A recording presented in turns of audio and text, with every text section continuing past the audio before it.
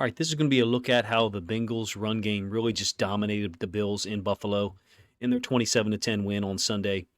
Kind of shocking for those of us that are Ravens fans or Bengals fans that watch every Bengals game because of the pure physical dominance that the Bengals O-line had, how impressive Joe Mixon was, incredibly brilliant, smart usage of tight end, H-back, modern day fullback essentially throughout the game. I thought they really put a lot of pressure on Taron Johnson, the nickel, who's a hell of a football player for Buffalo. Going to get into some of the film. Some of these plays I'll run 2 or 3 times. This is first possession for the Bengals. 2nd and 4, second play of the game for them from the negative 27-yard line. It's 11 personnel. And one thing to notice with these plays is they're wrapping the H-back or the tight end up to the second level, and oftentimes he's getting up to the nickel. So this is Hayden Hurst. He's going to wrap up to Taron Johnson, and it's just a physical mismatch at that point. They're trying to combo. Generally, they're trying to combo to the Mike. I don't think they get to him, this time. So the Mike being Edmonds at this point.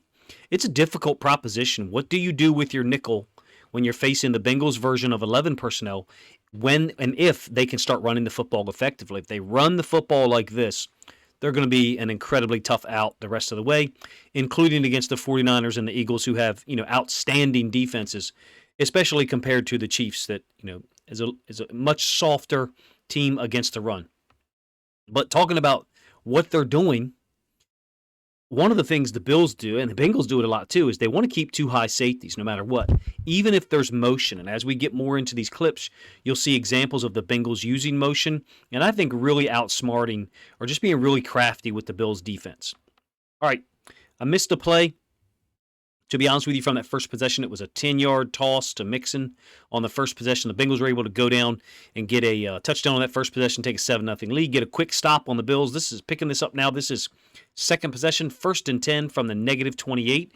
And you got this use of motion, whether it was Chase lining up in the backfield, whether it was him motioning through, whatever. One thing you'll notice here is the H-back or the tight end is to the boundary. So what they're doing is they're using Chase's gravity to pull people to the boundary, and the H-back tight end is too far away to pull against that motion, like the previous play I showed you, where Hurst was pulling. So what do?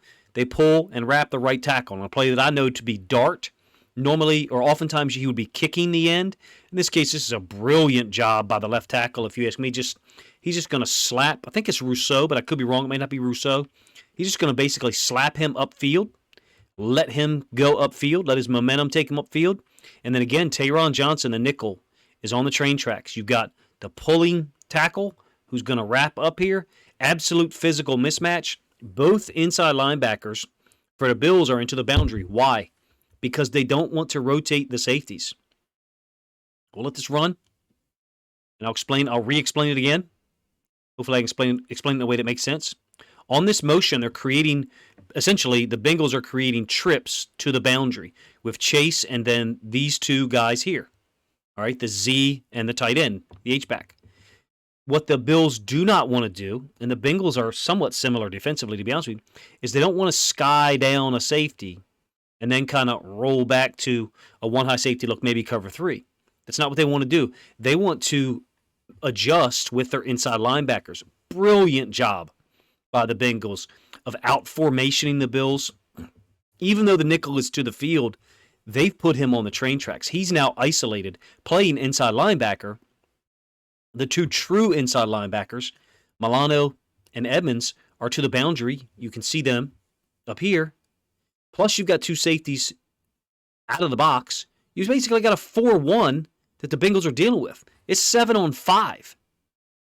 Hopefully I give you the end zone angle so you can see it. If I belabored that point, I'm trying to show you how the Bengals were able to create numbers by pulling the H-back, in this case, the tackle.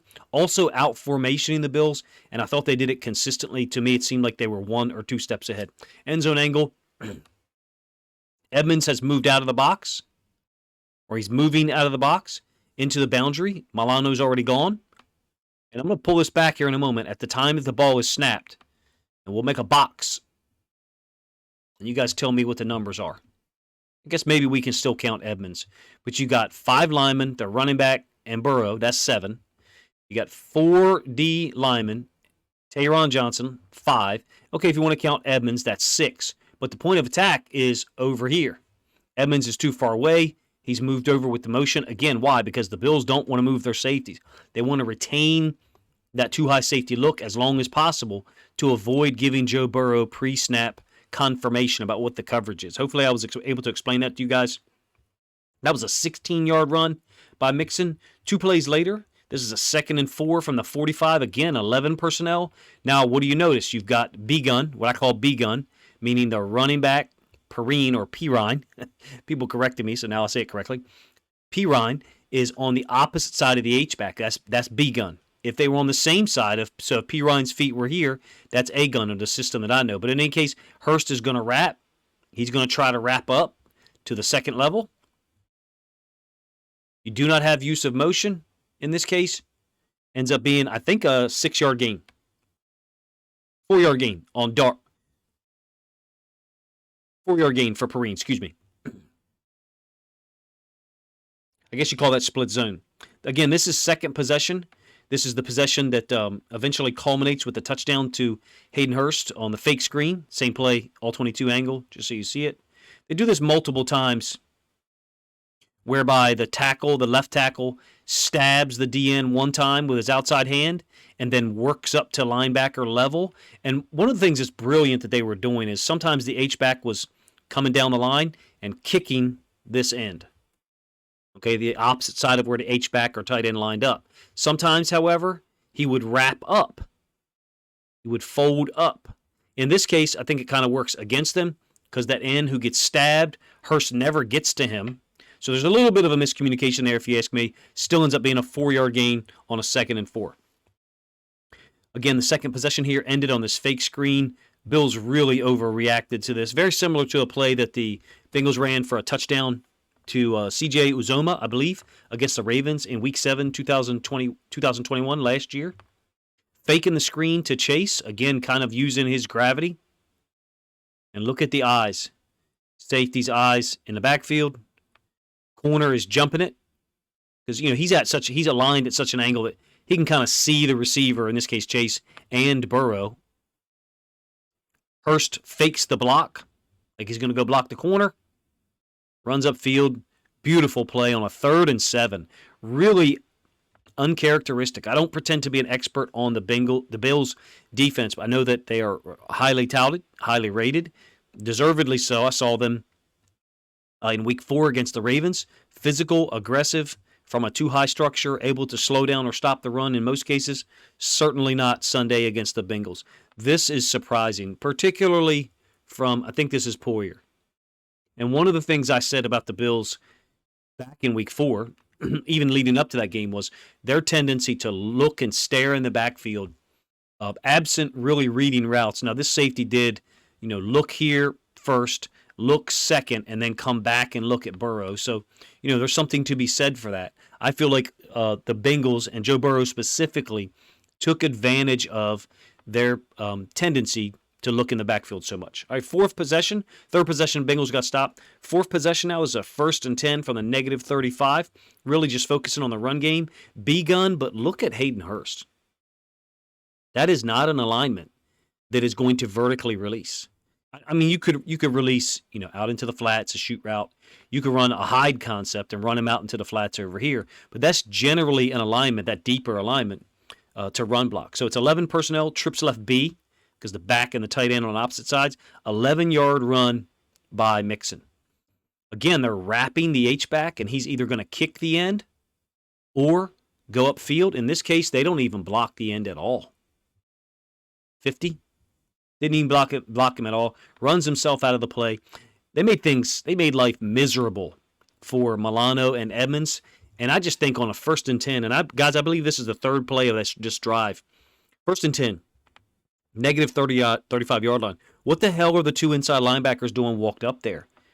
Milano and Edmonds both end up playing patty cake with linemen. I don't believe they're lined up in a manner to allow them to play downhill with force. Poor decision, if you ask me. Again, uncharacteristic of the Bills' defense, but I think the Bengals put them in this position. Again, look at the alignment of, I think it's Hurst. I could be wrong. Maybe it's not.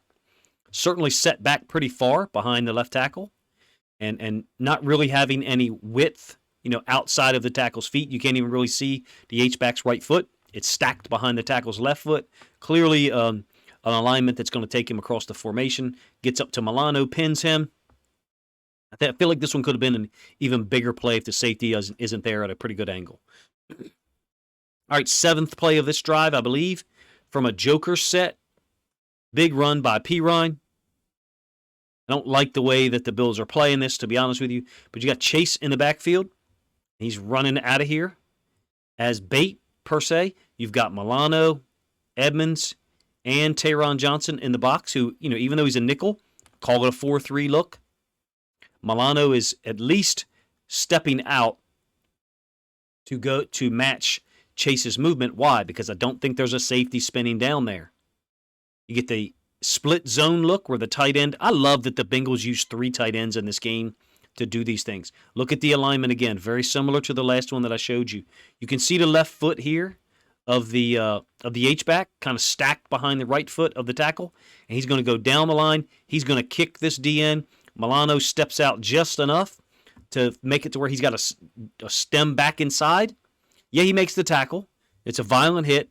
It's still an 8-yard gain. The Bills failed alignment-wise, if you ask me. Here's the all-22 view, same play. Look, here's Chase in the backfield. Just smart usage of him. Putting him next to the tight end. You still got Higgins. I think it's Irwin, one of their, I want to say backup receivers, but he seemed quite integral with the plan. On Chase's motion, what do you notice? No one safety-wise they're not doing anything safety-wise. What does that mean? Someone has to move. Someone has to shift. Milano shifts out just enough to where he can't come downhill to play this. He kind of sits back, I would say, on his heels. He's a great player. He's a fantastic player. Another element of this that is just brilliant by the Bengals is, check out, you got the kick-out block on the split zone by 84. All right, so split zone normally means all the line is working one way, so to the right, and the H-back tight end is working the opposite direction, and he's kicking someone out. Watch, again, what they do with the left tackle on this D-end, the guy who's getting kicked out. Little stab with the left hand, hold him up, expand him slightly. Also, you have this motion, this eye candy that could expand him a little bit. But it's a false look. You're getting kicked out. There's a big seam there, 8-yard gain. In my opinion, the Bengals outcoached, outplayed, out-executed, out-physicaled the Bills pretty much all game long. This looks like the kind of game, if you play it 10 times, this Bengals offense is going to put up 27, 30, 31, 34. Just the gameplay, the way it looks. I could be wrong. Maybe be 5-5. All right, so this one is now a 2nd and 10 from the 20. 11 personnel again. You motion Chase across, similar to a play I showed you, I think, 3 plays ago. Taron Johnson goes with him. It's just like everything the Bills did was, quote, wrong. Because the direction of the play, this is dart. The D-end slams. Mixon bounces it outside. I'm talking about this D-end here. He got tired of being stabbed and then kicked out, or the split zone kick out by the H-back. H-back is too far. The tight end's too far. He's lined up as a tight end in the slot. So he's not going to pull and wrap or pull and kick. But in any case, that D-end is tired of getting kicked out. You can't do this. You can't wrong arm. You can't slam B when you got no force player outside of you. The safety is up high. This corner's playing off. There's no force player. It's still only a 6-yard gain for Mixon when he bounces it because the Bills' defense is very fast. I think it's Dane Jackson. Great tackle. End zone angle, same play. What I'm saying is Taron Johnson is gone. You see him motioning across. He was, pre-snap, the force player outside of this DN. You can't wrong arm if you don't gap exchange it. Edmonds tries to gap exchange it here, but there's no help outside. He has no help outside of him, out here. He's got the corner and the safety who's 12 yards off. It's a great play by the corner because Irwin went to get the safety, left the corner unblocked. They wanted to make the corner make the tackle. He did so. You can see the pulling tackle runs into. I'm not sure who that D-end is, to be honest with you. 57, Espinosa. Espensa, something like that. I know I'm saying his name wrong, but he's wrong arming it. He's slamming B. Mixon smartly bounces outside. Great play for 6 yards. 2 plays later on this fourth possession, which was a hell of a drive. First and goal from the 7. Mixon on a pitch only gets 2. At the time, I didn't like the call. I didn't. But they run this later to perfection, and the Bengals make a beautiful adjustment later. Pay attention here. You've got the pitch against the motion. So this is Boyd going in motion. Boyd and Chase is right here. Pre-snap alignment. Boyd motions across. The pitch goes back against the grain because you got the pin down block by Chase. All right, but pay attention to, first of all, Boyd and Chase next to each other. And in a few plays that I show you, you're going to see the adjustment the Bengals made. And then when the Bengals pull out here, when the tackle and another lineman pull to the outside of the formation, you get a DN who kind of jams this up. Chase isn't able to get as good a block on him as he does later on. Kind of hems up that puller, that second puller. And the first puller, the left tackle, isn't able to handle Tre'Davious White, who's the guy that makes the tackle along with, I think, Edmonds. Only a 2-yard gain. Didn't like the play at the beginning, to be honest with you. I didn't like the play at the time. Ended up getting a touchdown. Ended up getting a field goal for a 17-7 lead. Here's the play from the all-22 angle.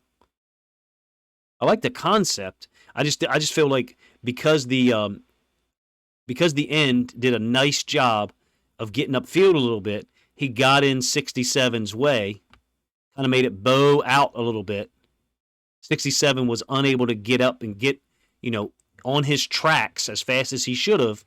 And the pursuit from Edmonds on an inside-out angle along with Tre'Davious White, defeating the left tackle's block, gets a stop, 2-yard gain. So 17-7. All right, fast forward 6 possession. Only got a handful of plays left here, to be honest with you. This is the possession where the Bengals just basically take control to begin in the third quarter. They had stopped the Bills to open the third quarter, I believe. First play of the drive is a short run by Mixon. A lot to say about it. It's an outside run toss, basically. Then there's going to be 6 consecutive passes on this drive. They're trying to get away with Taron Johnson against this tray formation, meaning 2 tight ends next to each other, and then the Z, which is Higgins in this case. Backside, I think you've got Chase. So again, the Bills are retaining that 2 high safety structure, probably to help protect against Chase. If you did not do so, then you've got the opportunity, to maybe get the ball downfield to Chase on any of these, route stems, because this safety has maybe, rotated back to center field, and this guy's moved up to match the 2 tight end surface. What it basically means is, to the offense's right, the downside of our screen, you've got a guard, tackle, tight end. You've got a 4-man surface. You have to match it. The Bills have chosen to match it by moving the nickel to that side, retaining their 2 high structure. I think that the Bengals had expert usage of attacking the 2 high safety defenses. It's not that simple. You can stop the run from a 2 high safety structure. You certainly can. I do not believe the Bills did a great job of keeping their linebackers free. Edmonds and Milano were constantly dealing with blockers.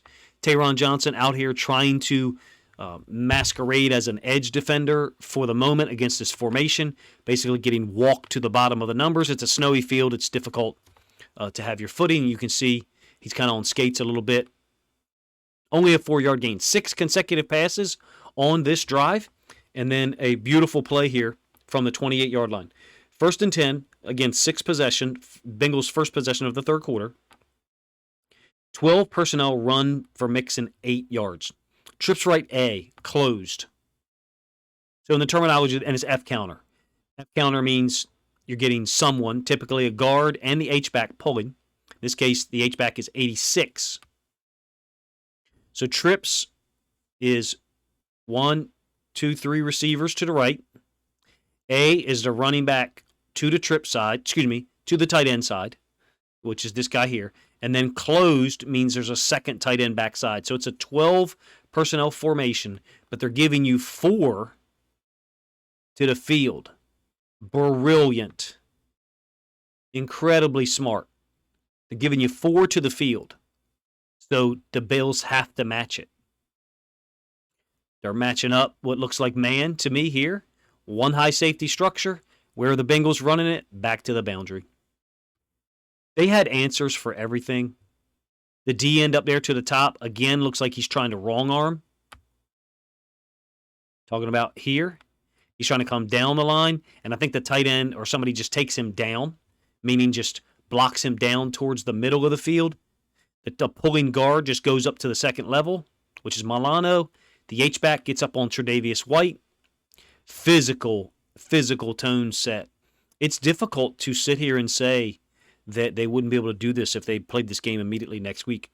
Again, the H-back, look at his left foot stacked on the outside foot of the right tackle. Guard is pulling and wrapping. Doesn't have to kick the end because the end wrong-armed here.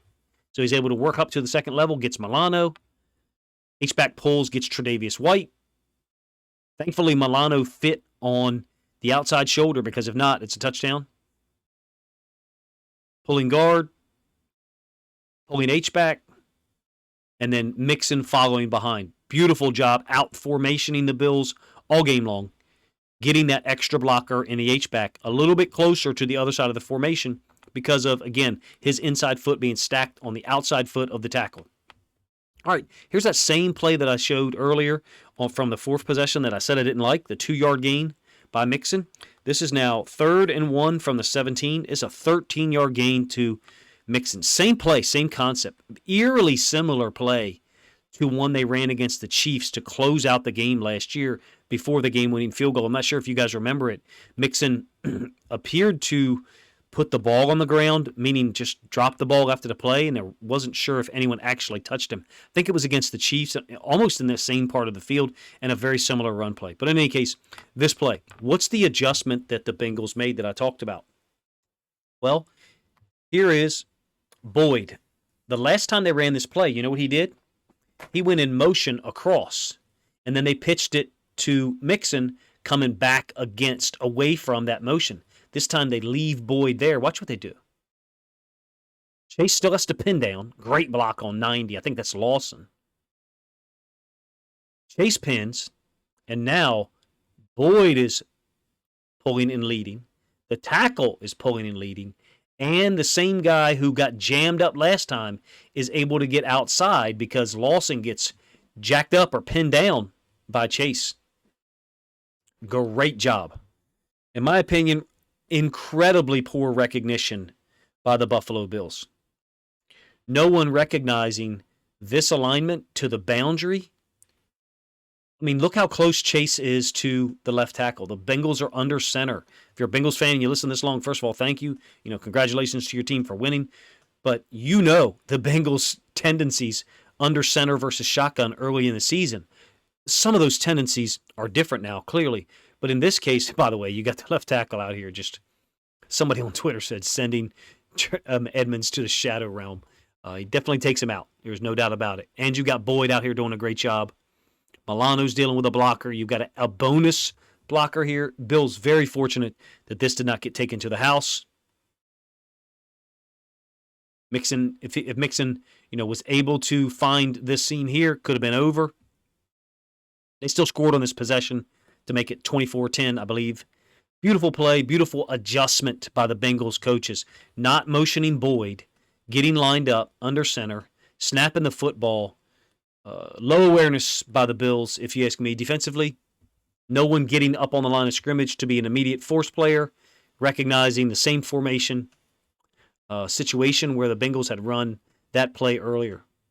Additionally, and if you're a Bengals fan and you're watching, you feel free to correct me in the comment section. When this guy, number 17, came on, I got 4 for 4 run plays when he came on during the game on Sunday. I charted the entire game. I can post it up as a shared document if anyone's interested. I don't have 17 on the field when they run a pass play, but I might be wrong. I might have missed one. Beautiful play, 3rd and inches. Mixon 13 yards.